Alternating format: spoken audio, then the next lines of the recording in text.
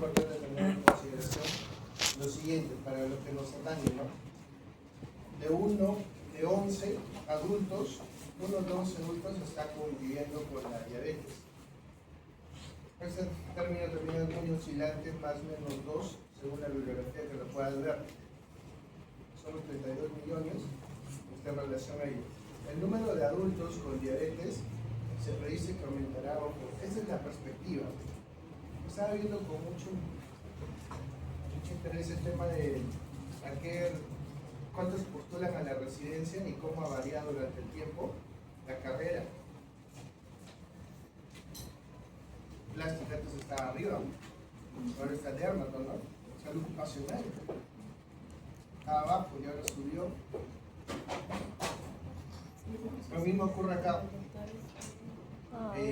Una gran fuerte industria, cuando ustedes ya lo valoren su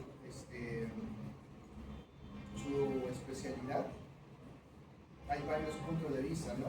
Dentro de ellos tienen que prever cómo está cambiando el escenario y la necesidad relacionada a la necesidad, ¿no? de la carga de enfermedad. Entonces,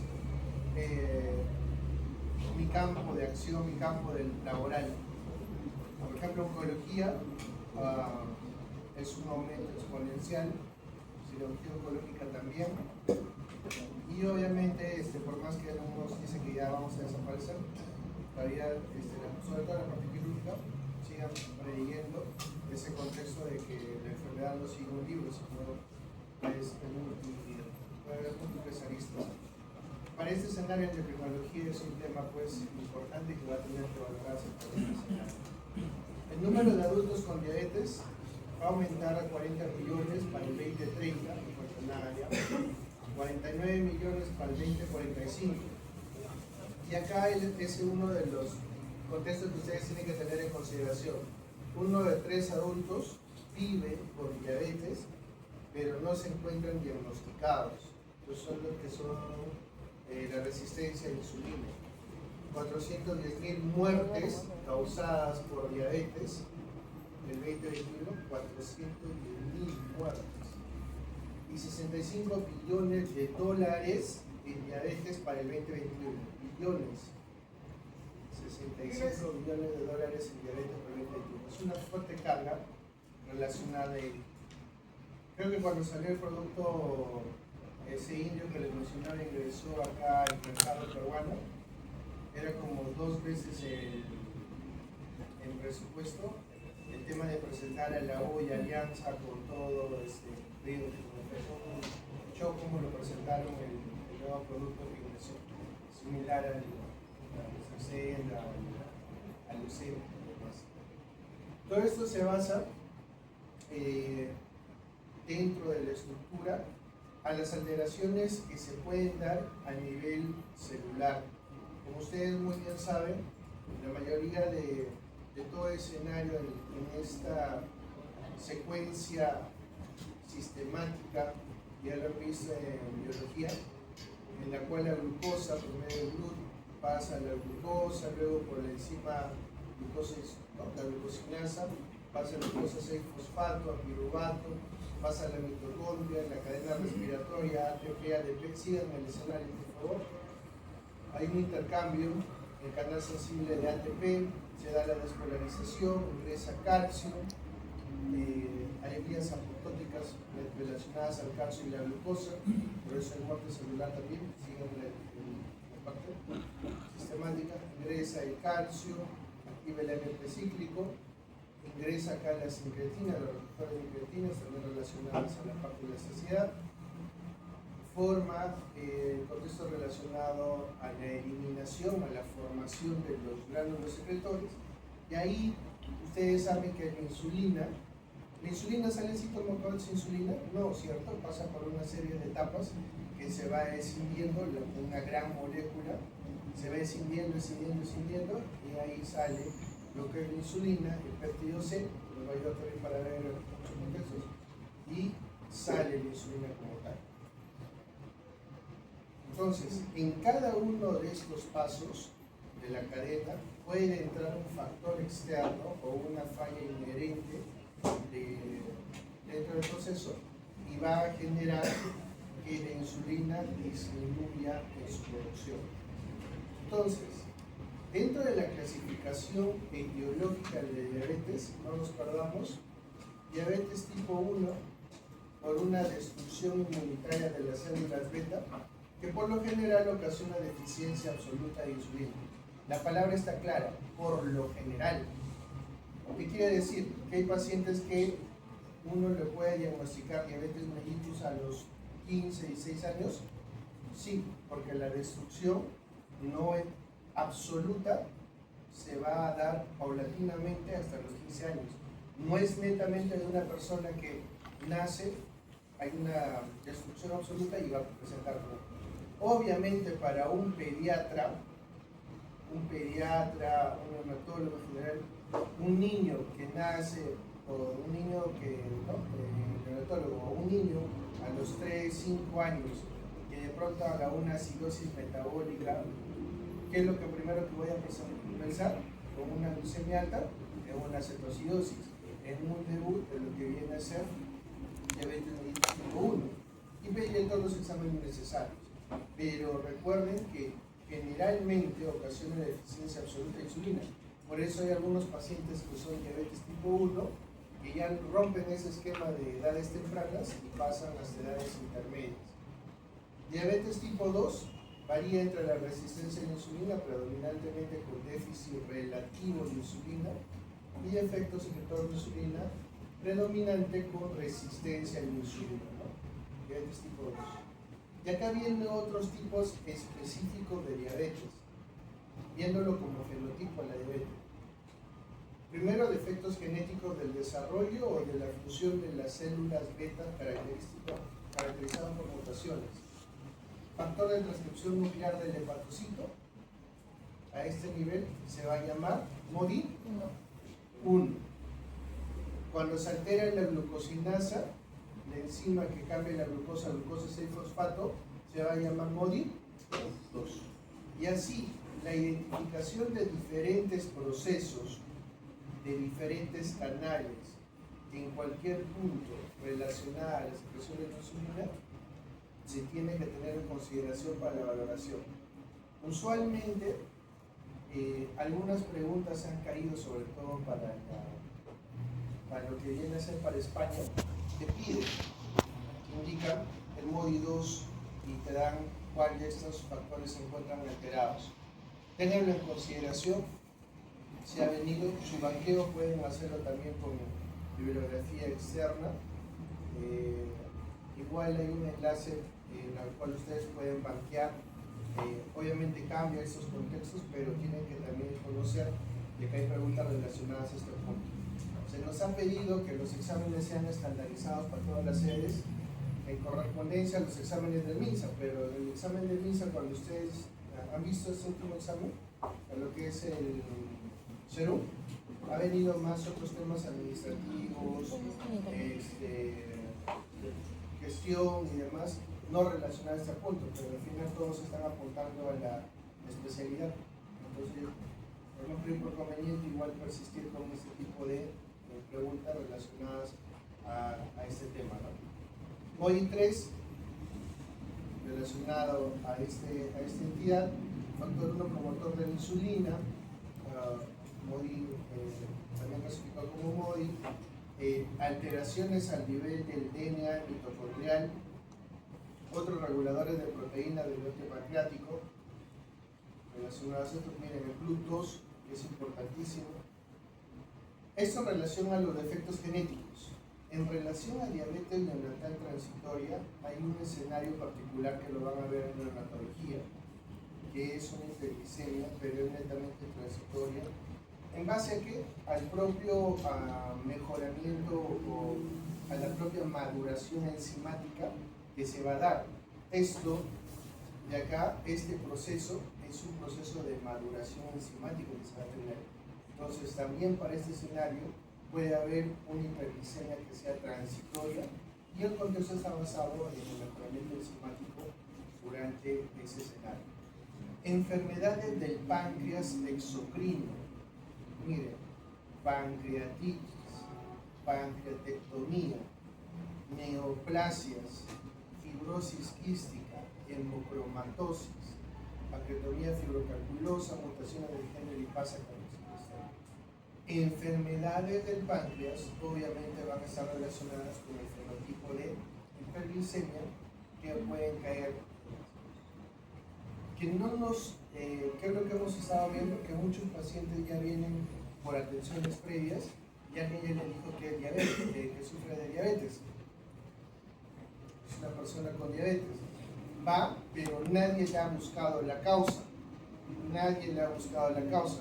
De pronto comienza a bajar de peso, se ve más deshidratado y todos piensan de que es la progresión de la diabetes. Hasta que alguien, por ahí, el paciente viene con un dolor abdominal importante, viene con ictericia, tiene dolor en el flanco derecho y fiebre, le sacan una tomografía, evidencia aumento de volumen en la cabeza del páncreas, le sacan una colangioresonancia y ven un tumor, ¿no? Un tumor a nivel de la cabeza del páncreas. Entonces, miren desde dónde se tiene que tener en consideración.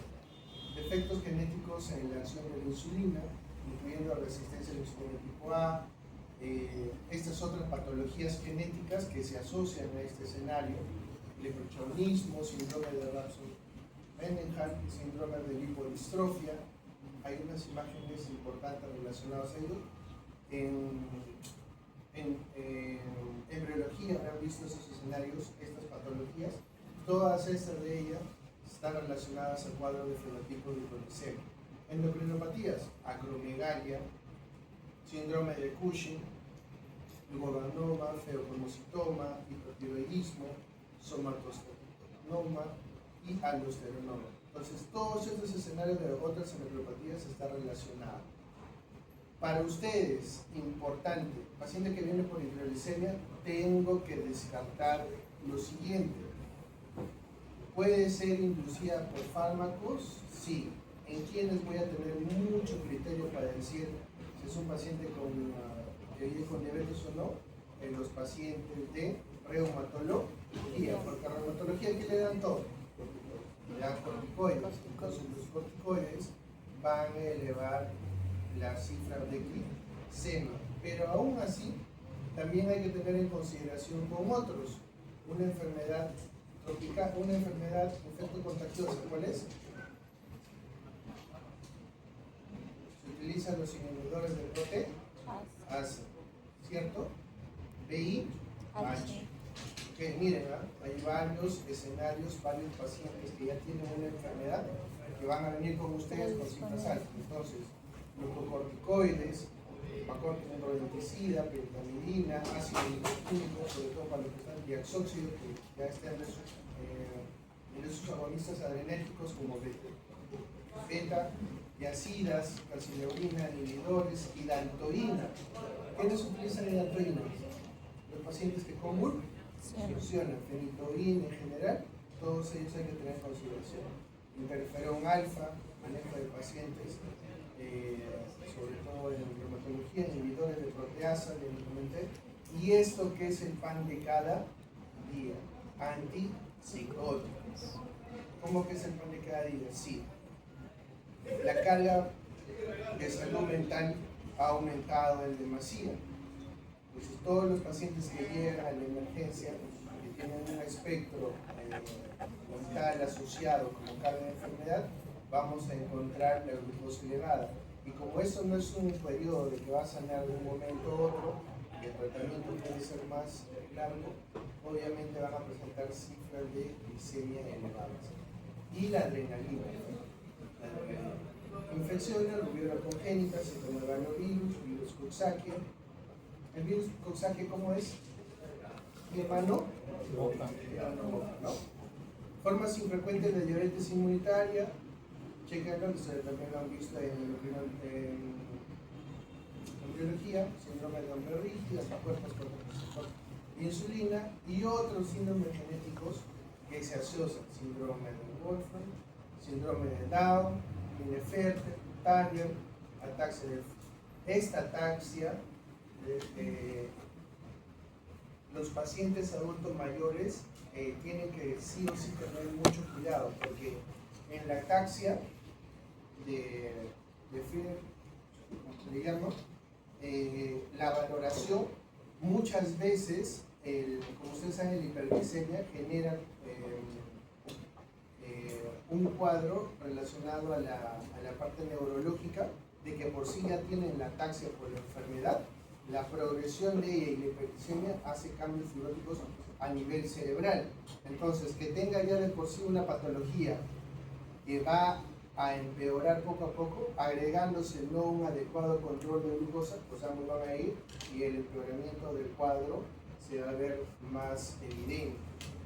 Estas personas que prácticamente van a tener muchas limitaciones dependiendo de cómo se maneja, ¿no? La correa de Huntington y todas, síndrome de Prader-Willi, porfiria, todas estas relacionadas al manejo. ¿Cuál es el mensaje? El mensaje es el siguiente. Entonces, a partir de ahora, ustedes van a ver a un paciente que vive con diabetes solo como una alteración entre ese balance de falta de insulina, o hay insulina y hay resistencia a la insulina. Ya no, tienen que explorar a profundidad todos estos escenarios, que para la clase teórica va a quedar muy corto. Entonces ustedes tienen que ingresar a recordarse lo que es el número. ¿Me va a preguntar eso en el examen?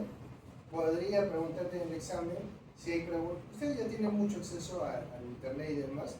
Busquen y planteense pues dónde van a hacer su especialidad, y van a ver que esto en España pregunta bastante con respecto a los MODI, acá también en Perú, pero más para nuestra realidad está enfocado en lo que es tratamiento y manejo. De todas maneras, denle una mirada. Antes del examen va a haber como un pequeño banqueo para que ustedes vean cómo es el desarrollo de cada una de estas premisas.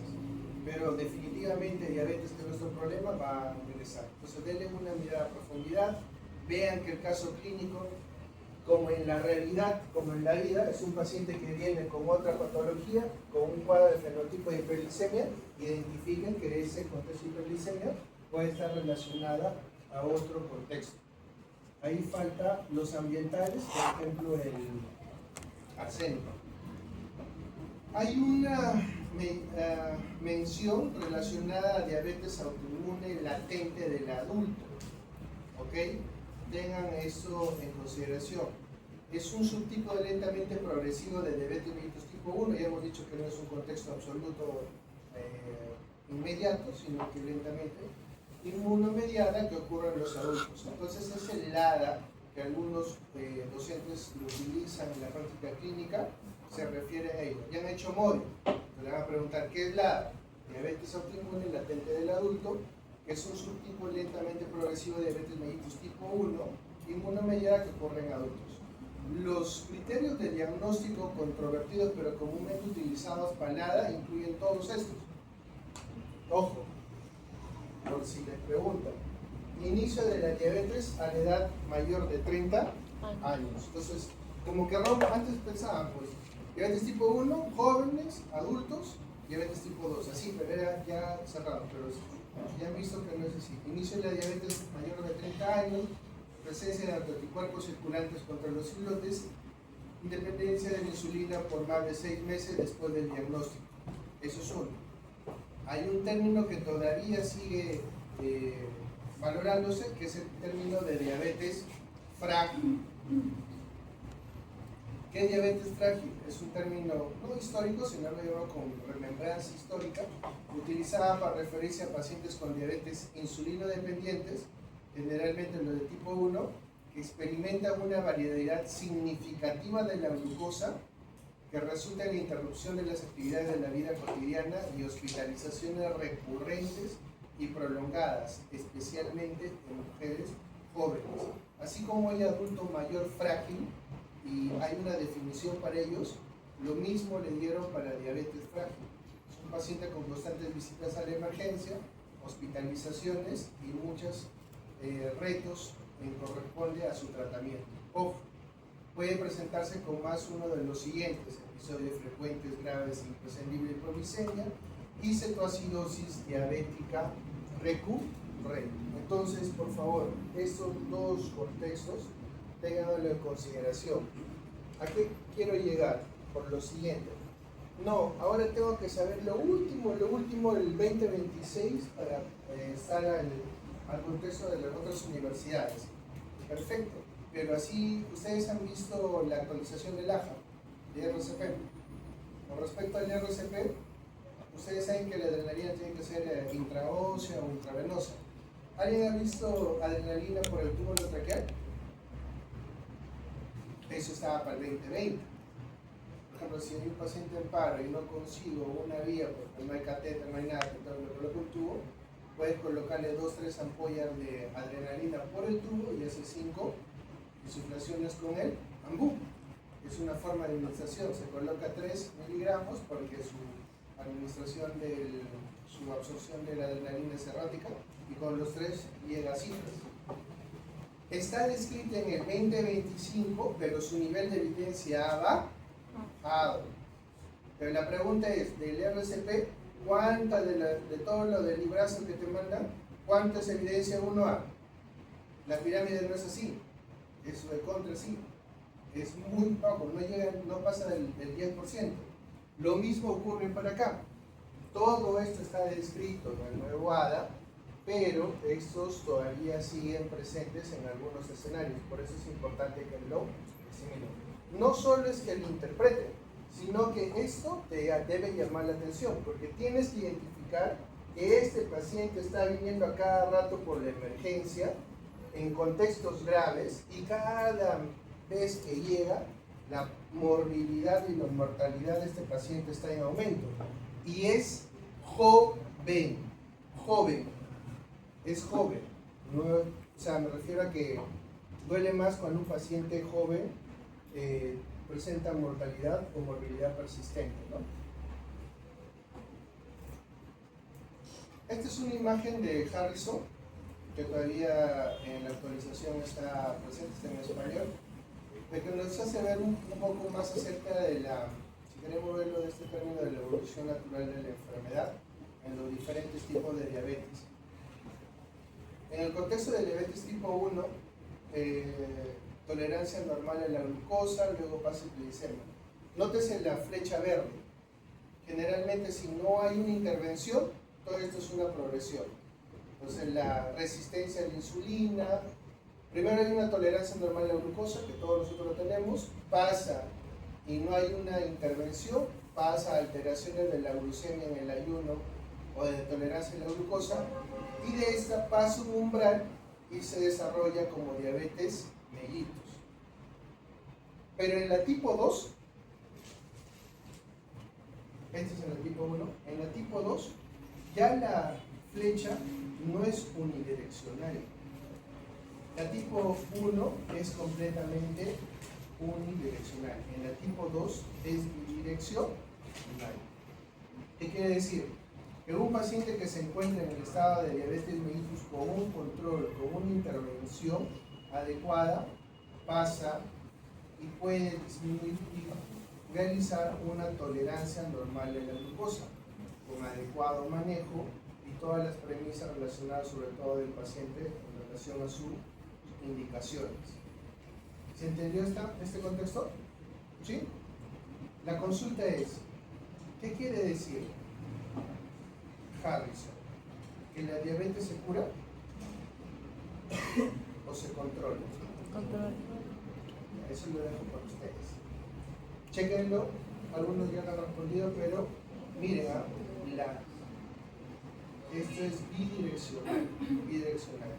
Uno de los factores en la cual está la respuesta es de que tipo 2 siempre hay una carga relacionada a la edad.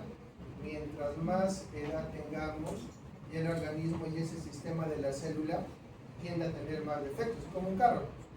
Sano, haciendo lo mismo, de ahí va a haber un defecto. Por eso hay mucha carga de la edad y también hay que tener eso en consideración si realmente se cura o se controla.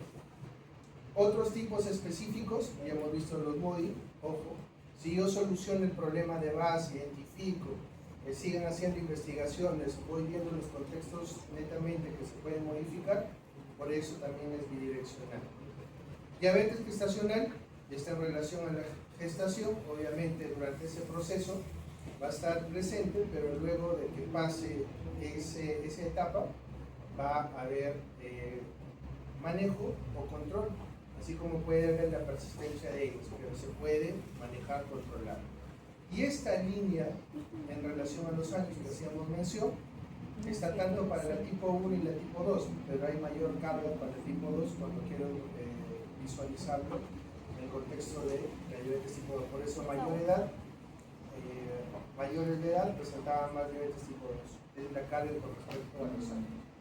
Los puntos de corte que no han variado son estos, tanto en lo que viene a ser la ingesta o la toma de la glucosa después de 2 horas, o el contexto de hemoglobina glicada, ¿no? La hemoglobina glicada o el contexto de las 2 horas, la terapia con glucosa hidra, o lo que viene a ser la de ayuno. Entonces, ténganse en consideración que los resultados, tengan mucho cuidado con los resultados, porque no todos los laboratorios trabajan, sobre todo los que se están modernizando. Una vez que ingresan a cualquier hospital, la mayoría de ellos son norteamericanos, ¿no? Los que nos dan los laboratorios, las máquinas. Y las máquinas de Estados Unidos están calibradas en milimoles, no en miligramos. Entonces, si tú haces una visión lamentablemente rápida, dirás, sí, y puedes tener una mala interpretación de estos contextos. Entonces, vean bien en qué unidades internacionales están dadas. Pero lo que sí no varía es en el tema de la hemoglobina glicada. ¿Cuál de estos voy a utilizar? Hay muchas recomendaciones en ella, lo vamos a ver, pero todas dependen de la técnica, el costo, sobre todo del costo. Si yo voy a estar en un lugar y el paciente o hay una cobertura adecuada, podría ir con hemoglobina glicada, pero hay sus exceptos. Si yo voy a realizar en un contexto público y hay buena adherencia, un paciente realmente realiza todo el proceso adecuado para la recolección de la muestra, voy a utilizar otro de menos costo general. Entonces, hay que tener en consideración cada una de ellas. La glucosa, para el criterio diagnóstico de la diabetes, tenemos estos de acá. Primero, la hemoglobina glicada mayor o igual a 6.5. 6.5. Ojo, el test debe ser realizado en un laboratorio que use un método estándar certificado.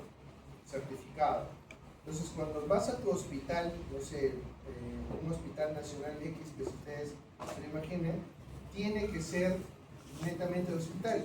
Si se acaba el reactivo, porque eso es lo que ocurre, lo mandan al frente y no determinan, y ustedes utilizan cualquier otro laboratorio, tienen que ver que sea el mismo contexto de procesamiento del laboratorio. ¿A qué me refiero? Y sobre todo la cifra. Lo peor que puede ocurrir es de que el laboratorio de ahí realice un proceso de staff en general y te den cualquier cifra. Eso es uno. Lo otro es lo siguiente: como es económico, muchas de las empresas utilizan mecanismos, como viene a ser acá, inmunoanálisis, y hay diferentes usos. Uno es por medio, por ejemplo, de plasma BIS, uno es inmunoensayo y cromatografía de gases. ¿Alguien sabe más o menos de eso? Cuando tú sacas una muestra, lo llevas a una máquina. La máquina detecta el analito. ¿Cuál es el analito acá? La hemoglobina glicada, el analito. Entonces, para detectar el analito, tengo diferentes contextos laboratoriales para poder detectar el analito. Muchas veces por costos, el estándar es por medio de inmunoanálisis. Este es el estándar. Pero ¿qué es lo que hacen otros laboratorios que no están certificados o estandarizados, como ocurre los más cercanos a hospitales? Hacen que este valor de acá, que sea por lo mismo que sale, hacen una variación con otro, por ejemplo, digamos cromatografía, por ejemplo, y hacen que estos dos tengan equivalencia. La equivalencia para que esta, cuando yo realice con esta máquina, sea equivalente a que yo realice con el gol estándar y me salga la cantidad de analito. Entonces, ¿estoy utilizando el gol estándar?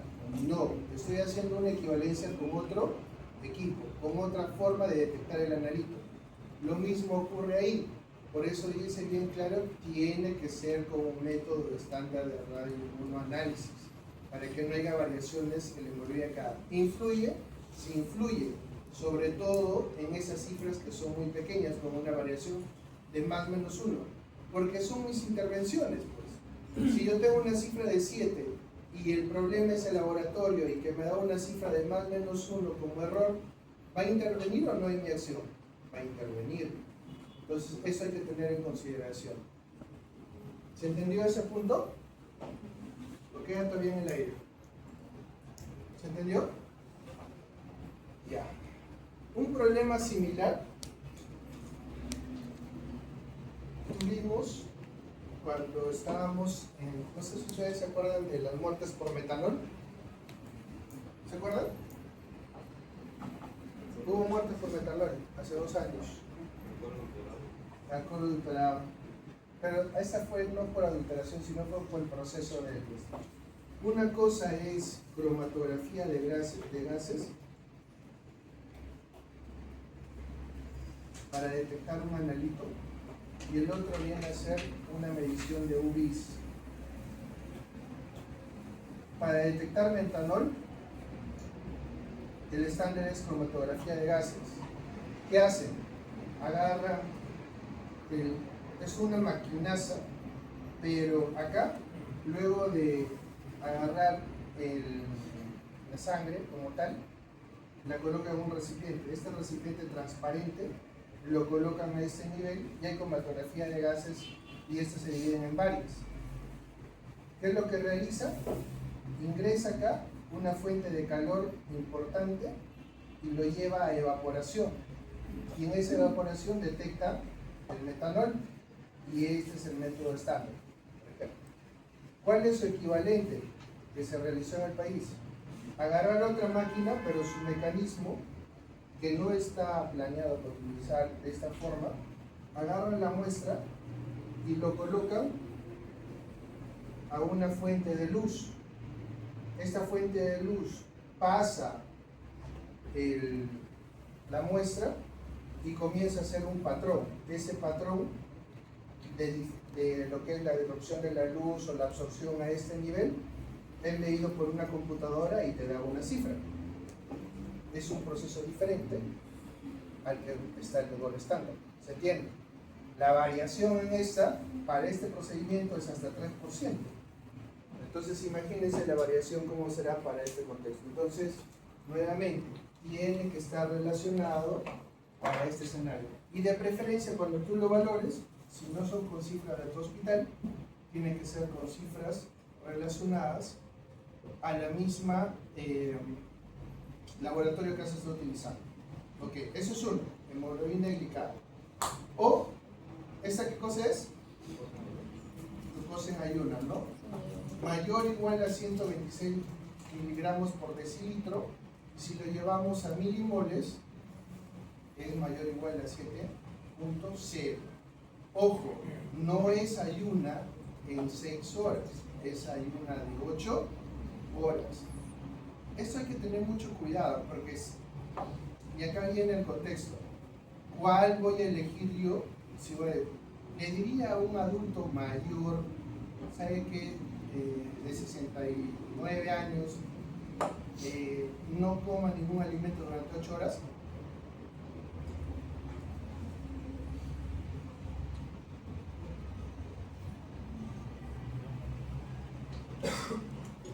Ustedes no lo han soportado, ¿cierto? Su última comida fue a las 10 de la noche, supongo. Han llegado y han pedido descanso al toque, nada más. Imagínense un adulto mayor que no coma 8 horas. Entonces tengan en consideración eso, hay que definir a qué hora.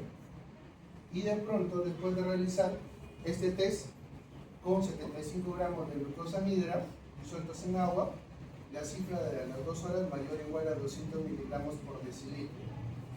¿Listo? Los criterios. El último criterio.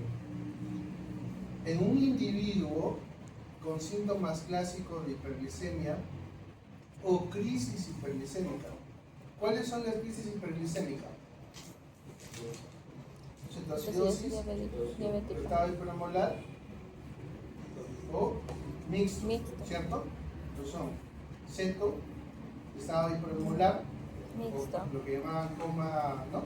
Coma diabético, lo que antes llamaban coma diabético, o el mixto. O con una glucosa mayor o igual a 200 miligramos por decilitro o mayor o igual a 11.2 milimoles en cualquier momento, sin necesidad de estar relacionada a la comida. Entonces, por favor, si en todo caso, en cualquiera de los escenarios, nos muestra un caso clínico, ustedes identifiquen cómo van a valorar a ese paciente y si cumple con los criterios de diagnóstico de diabetes, obviamente pacientes no gestantes, ¿no? En el caso clínico tampoco no son no gestantes. Entonces traten de ver cuál de ellos cumple el paciente o no para hacerle ver. De esto se trata el tema, de que ustedes identifiquen cuántos pacientes adultos no son identificados. 1 de 3. Entonces con esos criterios ya ustedes tienen que tenerlo en consideración. Ok. ¿Hay criterios para el screening de diabetes o prediabetes en pacientes asintomáticos? Sí. Hay que tener en consideración a quienes le vamos a revisar. Deben ser considerados en adultos con sobrepeso o obesidad. El tema de obesidad, ustedes van a ver, vamos a ver el tema a mayor detalle, que hay algunas variaciones, hay algunos contextos. También ha salido su guía de práctica clínica el 2025. Tiene que tenerse en consideración bastante, no solo está en relación a la cantidad de tejido graso, hay otros factores más, y tiene que tener algunos de los otros factores de riesgo, ¿no? Un familiar de primer grado con diabetes, la raza, hay razas con alto riesgo, la etnicidad, ¿no? Por ejemplo, los afroamericanos, para que hagan el. Entonces, a todo paciente afroamericano, eso es importante que lo tengan, por favor, paciente afroamericano, latino, ¿no? Tengan en consideración para realizarse un pretest. Lo mismo, ellos están con mucha predisposición para hacer algún evento cardíaco, tenganlo en consideración. Historia de enfermedad cardiovascular, hipertensión. Estas son las cifras de hipertensión actualizadas. ¿Ha variado o no ha variado?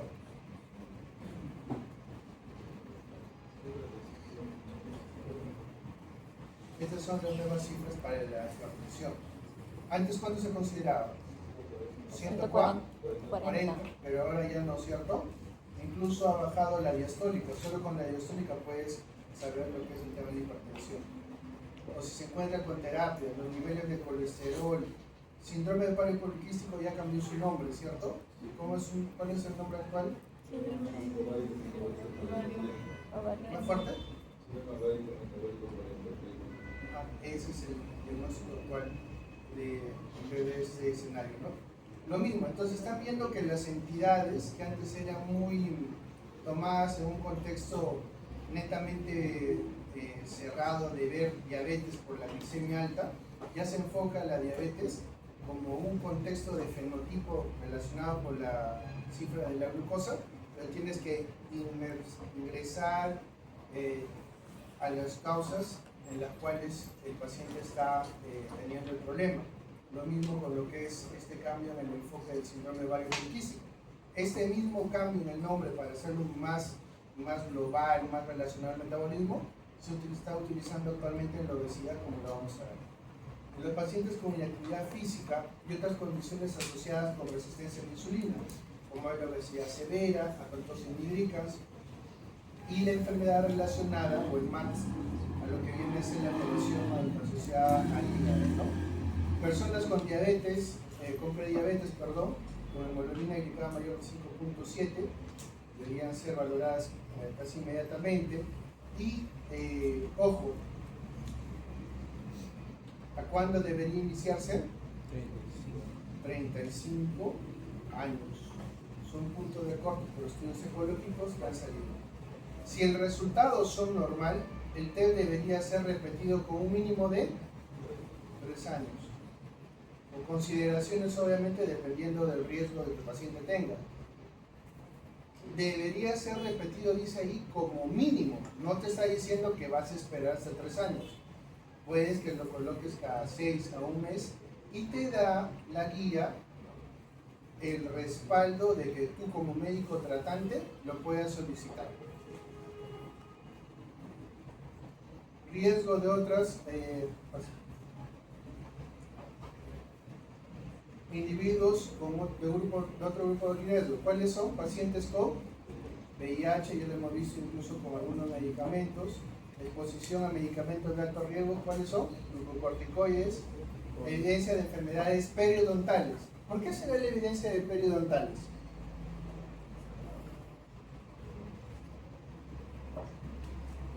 Que ya el colegio de odontólogos ya nos está ganando. Ya entró en endocrinología. ¿Qué? ¿Yo voy a hacer screening solo porque tiene problemas dentales? Sí.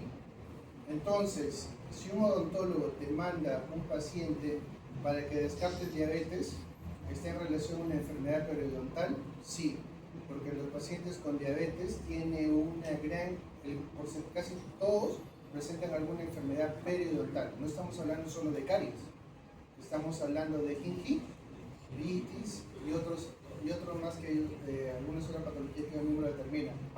Y sí, esta recomendación está en base a que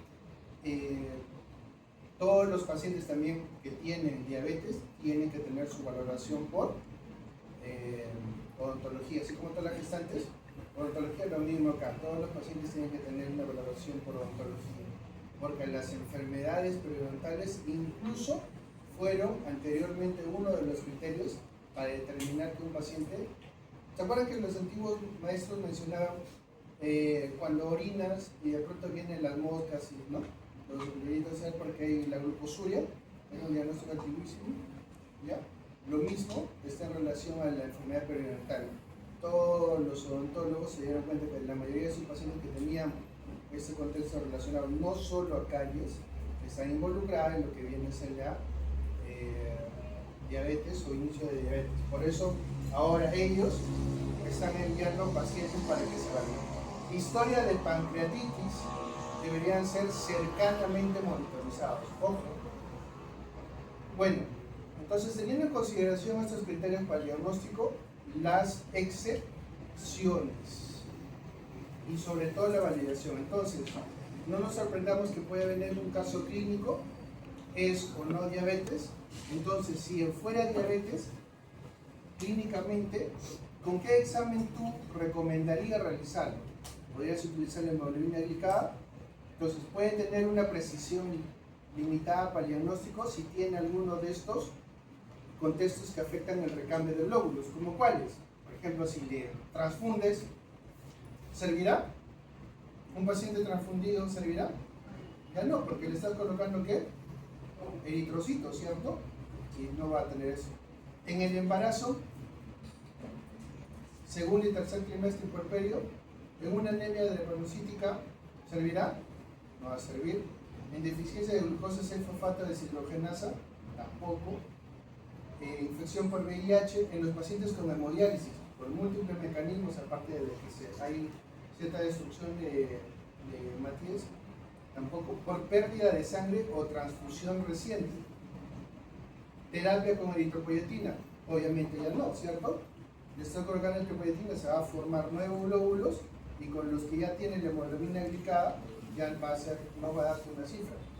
O hemoglobinopatías o ciertas anemias, por ejemplo anemia por deficiencia de hierro y anemias hemolíticas. Ojo, estas de acá, Perú tiene anemia por deficiencia de hierro, somos campeones. Entonces, ¿qué? ¿No lo utilizan en todo Perú? No, es una anemia por deficiencia de hierro, pero de reciente diagnóstico y sin tratamiento. Pero si tengo al paciente con controles adecuados y con su tratamiento, se supone que ya no va a estar con anemia, en esos pacientes sí le puedo realizar hemoglobina glicosilada. ¿Estamos? ¿Sí? La hemoglobina glicosilada tiene varios nombres, por si acaso. Hemoglobina glicada, glicohemoglobina, hemoglobina A1C, tal como suena hemoglobina A1C. Mide el efecto glucémico, esto también es otro dato importante que ustedes lo saben, en la hemoglobina durante los 3 meses anteriores. Durante los 3 meses anteriores. Esto no va a variar, pues, porque el paciente te hace, como es en los exámenes ocupacionales. ¿Sí saben lo que hacen los exámenes ocupacionales, no? El paciente diabético va a pasar, hacen ayuno y hacen ejercicio. Entonces su cifra de glucosa cuando van a su examen ocupacional está dentro de valores casi normales. U otros se colocan su fluidura y varían. Entonces algunas empresas de salud ocupacional, ya que ha subido bastante esto en boga para el accidentado, ya no utilizan o están dejando de utilizar en un paciente evidentemente que tiene resistencia a la insulina, que le van a pedir su glucosa, ¿no?, en ayunas o si no le piden ya su hemoglobina glicada. Por esto, porque ya no hay contexto como un año, 3 veces anteriores. Se considera diagnóstico cuando es mayor o igual de 6.5, ojo, mayor o igual de 6.5 diabetes. Se podría repetir la prueba para confirmar, excepto en pacientes con hipoglicemia inequívoca. Los niveles de corte más bajos de esta cifra pueden ser óptimos para el diagnóstico de diabetes en poblaciones asiáticas. Este es un apartado necesariamente para indicar de que esto está en relación al contexto étnico, pero actualmente manejamos esta premisa. Y acá viene otra pregunta que podría venir y también lo que ustedes pueden enfrentar en lo que es el hospital. ¿Cuándo voy a hacer el tema relacionado a mi paciente? ¿Le pido una hemoglobina glicada o le pido un componente de lo que conocemos con relación a la identificación de la glucosa en ayunas o postprandial? Entonces, los que tienen mayor recurso, lo que pueden pedir rápidamente. Ustedes saben que en las atenciones por consultorio, ¿cuántas atenciones te chantan? 20 atenciones, ¿cierto? A 20 pacientes de una misma especialidad, ¿a todos les va a pedir hemoglobina glicada? No, tengo que saber y pensar también en el presupuesto y obviamente si nos va a colaborar o no. Entonces, en relación al costo, denle una leída a la diapositiva, es más cara que la glucosa y no ampliamente, no todo el soporte logístico nos va a ayudar bastante con la hemoglobina glicada, depende de los escenarios. Pero la glucosa es menos caro y es más disponible en la mayoría de laboratorios alrededor del mundo. La medición es cercana a la que tomas y el paciente puede haber muchas variaciones, en cambio esa te va a durar hasta 3 meses, ¿no? La estabilidad preanalítica es pobre con la glucosa, por eso hay mucha variación, en cambio con la hemoglobina glicada es muy buena. Y así, van valorándolo por favor.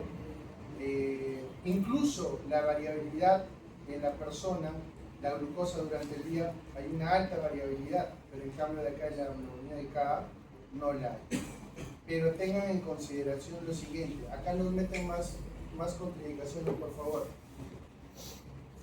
Anemia relacionada al hierro, ¿cierto?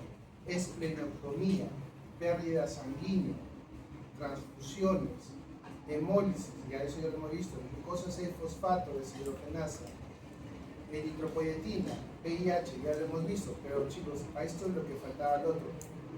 Diálisis también lo hemos visto, embarazo también, pero cirrosis y falla renal. Esa diapositiva tiene cirrosis y falla renal, lo que no tenía la anterior. ¿Ok?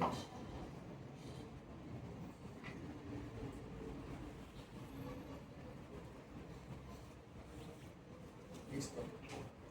Vamos a ver un poco de diabetes tipo 1. Así como la enfermedad a nivel hepática tiene sus fases, sus 4 fases, dependiendo del mejoramiento en general, lo mismo ocurre en la diabetes tipo 1. ¿Se acuerdan de esta imagen? Me voy a traer un momento. esta línea verde en relación a la unidireccionalidad. Denle una mirada acá, por favor.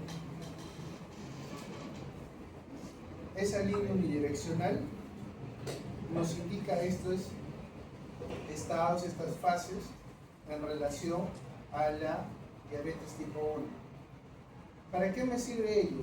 Para identificar que tanto en el estado 1 como en el estado 2, la capacidad para poder identificar que si hay un paciente que ha tenido su papá, mamá, o tiene y va a tener una línea generacional inmediata, pues tengo que hacerle un seguimiento estricto, porque cuando la persona que tiene esta línea generacional cercana me va a comportar de manera presintomática, pero ya sé que va a haber una alta probabilidad que lo vaya a desarrollar.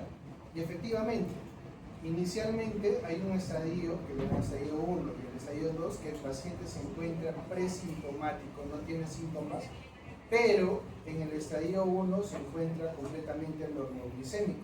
Hay una cantidad adecuada de células que todavía lo mantiene con esos valores, pero de pronto comienzan a fallar y ya se presentan alteraciones de la glicemia.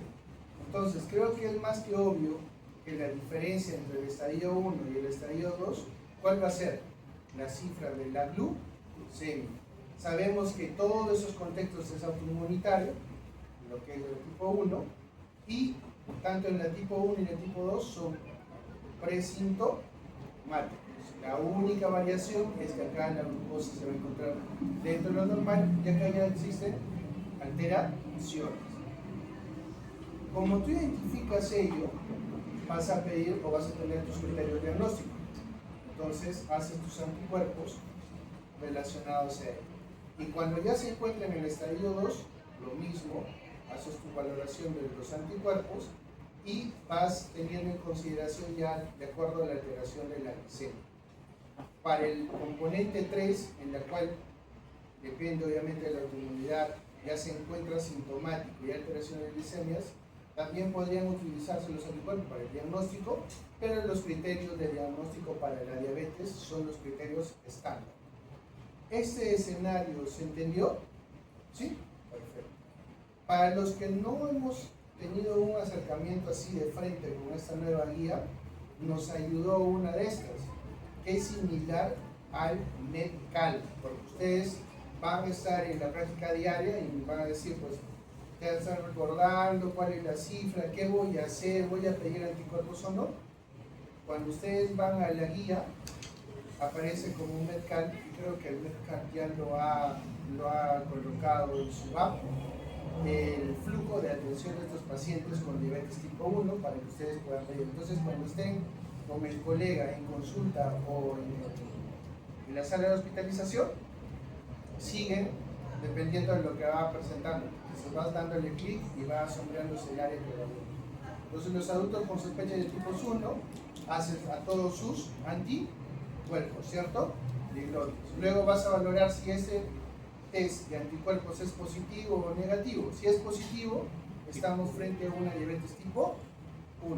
Porque el principal componente es, si yo sé que diabetes tipo 1 generalmente son jóvenes, pero se va hasta adultos, y en adultos predominantemente es tipo 2, hay un match, hay un área en la cual se superpone. Esto nos ayuda a identificar, obviamente se nos hace fácil con los anticuerpos, ¿no? El test, para poder valorar si una diabetes tipo 1 o no. Entonces pueden seguir ese contexto. Ojo, claro, acá es la importancia de este contexto. Los islotes, los anticuerpos para estos islotes pueden ser negativos y aún ser tipo 1, sí, porque recuerden que está en relación, si todo este salón es el páncreas y tenemos diferentes islotes, no es que todos mueren inmediatamente, sino que van muriendo poco a poco, y todavía hay una reserva que va dando. Esa reserva o ese test que te pueda salir negativo y aún así siendo tipo 1 es hasta un 10%.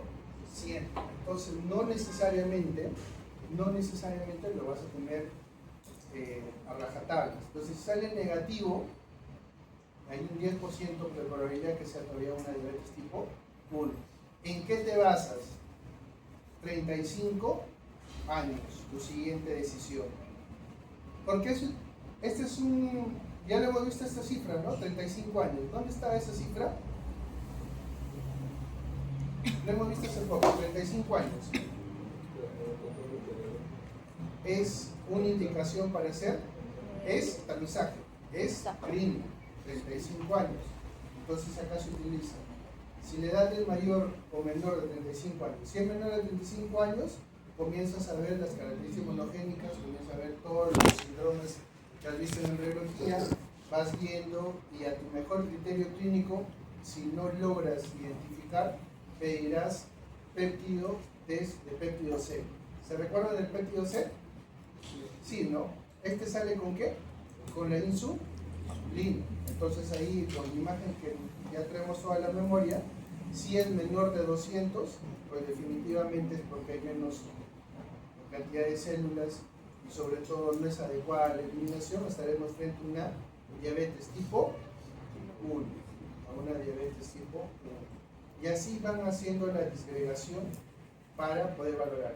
Lo que sí es obvio es que yo no puedo tener una diabetes tipo 1 con un péptido C mayor de 600. Eso no va. Siempre tiene que ser bajo 200, por favor. Lo que tiene mayor de 600 dentro de las unidades que se utilizan para identificación, obviamente va a estar relacionado con diabetes tipo 1, ya no es por este flujo grave.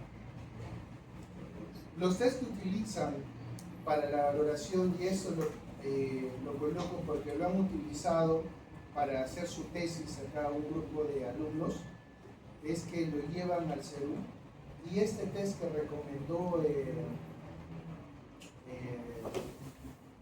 el ADA lo llevaron los alumnos a hacer en la población. Entonces, con esto identificaron a la población que se encuentra en riesgo y llevaron al centro de salud a hacerse sus controles. Es interesante porque plantearon una recomendación de la guía y eso obviamente la pueden utilizar también cuando estén en el CERU. Puntos de corte para este escenario, menos de 40 años, le dan una puntuación y dependiendo de ellos también si es varón o mujer, si es mujer se cuenta con diagnóstico de gestación, si eres mamá, hijo o hermano con una persona que vive con diabetes, si tienes alguna patología asociada como hipertensión, ¿no? Haces actividad física y la categorización, ojo, la categorización del peso, ya que te dan la tabla de altura y peso, obviamente está en libras.